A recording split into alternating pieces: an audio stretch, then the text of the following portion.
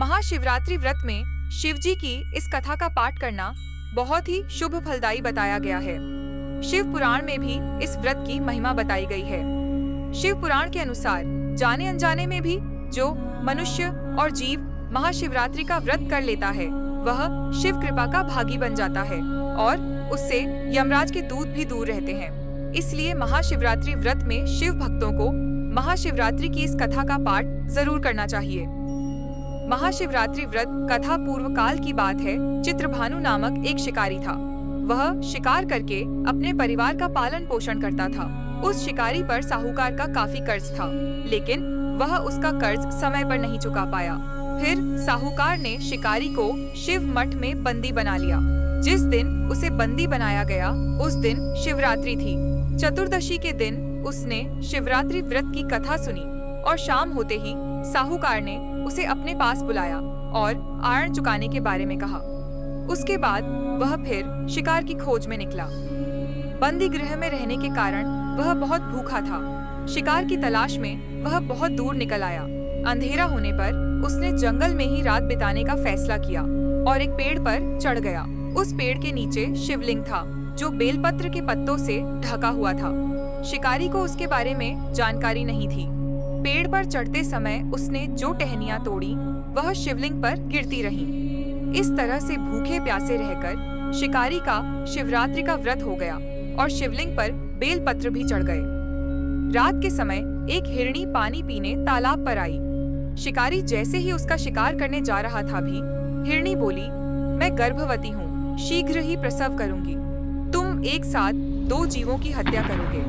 मैं बच्चे को जन्म देकर तुरंत तुम्हारे सामने आ जाऊंगी, तब मुझे मार लेना। शिकारी ने हिरणी को जाने दिया। इस दौरान अनजाने में कुछ बेलपत्र शिवलिंग पर गिर गए। इस तरह उसने अनजाने में प्रथम प्रहर की पूजा भी संपन्न कर ली। कुछ देर बाद एक हिरणी उधर से निकली। जैसे ही शिकारी उसे मारने के लिए धनुष बाण चढ़ाया तो हिरणी ने विनम्रता पूर्वक निवेदन किया, हाँ शिकारी में थोड़ी देर पहले ही रथु से निवृत्त हुई हूँ, कामातुर विरहिणी हूँ, अपने प्रिय की तलाश में हूँ। अपनी पति से मिलकर मैं तुम्हारे पास आ जाऊंगी। शिकारी ने उसे भी जाने दिया। रात का आखिरी पहर बीत रहा था, तब भी कुछ बेलपत्र शिवलिंग पर जा गिरे। ऐसे में शिकारी ने अनजाने में ही अंतिम पौर की पूजा भी कर ली। इस दौरान वहां एक हिरणी अपने बच्चों के साथ आई।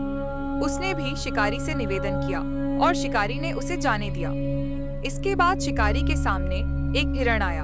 शिकारी ने सोचा, अब तो मैं इसे यहाँ ने नहीं जाने दूंगी, इसका शिकार करूंगी। तब हिरण ने उससे निवेदन किया कि मुझे कुछ समय के लिए जीवन दान दे दो। शिकारी ने पूरा रात की घटना उस हिरण को सुना दी। तब हिरण ने कहा कि जिस तरह से तीनों पत्नियां प्रतिज्ञाबद्ध होकर गई हैं, मेरी मृत्यु से अपने धर्म का पालन नहीं कर पाएंगी। जैसे तुमने उन्हें विश्वापात्र मानकर छोड़ा है, मुझे भी जाने दो। मैं उन सबके साथ तुम्हारे सामने शीघ्र ही उपस्थित होता हूँ। शिकारी ने उसे भी जाने दिया। इस तरह सुबह हो गई।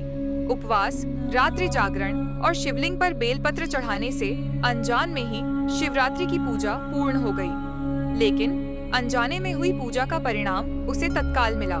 थोड़ी देर बाद हिरण और उसका परिवार शिकारी के सामने आ गया।